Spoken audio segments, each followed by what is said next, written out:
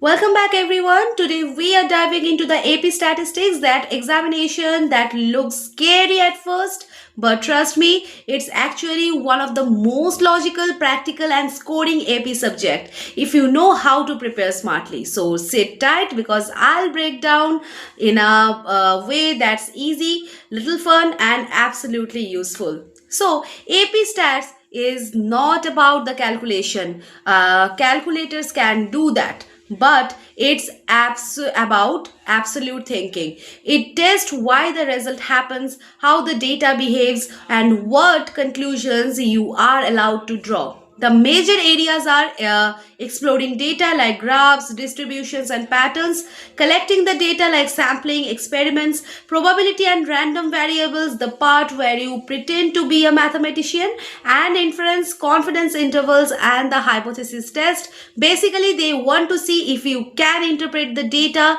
not panic after seeing the numbers. The exam has two parts: MCQ section that is 40 question and FRQ section 6 questions plus one investigative task. The FRQ look long but each one follows a predictable structure.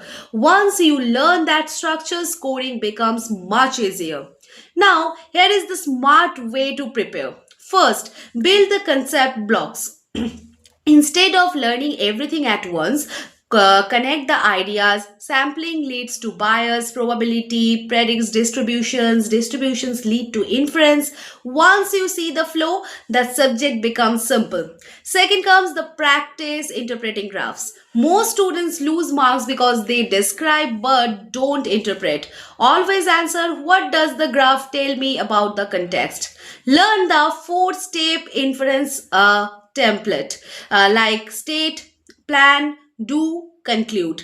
This one structure alone pushes your FRQ score above average. And next, use the AP style problems from day one. AP stats is not a theory subject, it's a pattern subject. The most AP like questions you see, the easier the exam becomes. And the last one is the calculator mastery.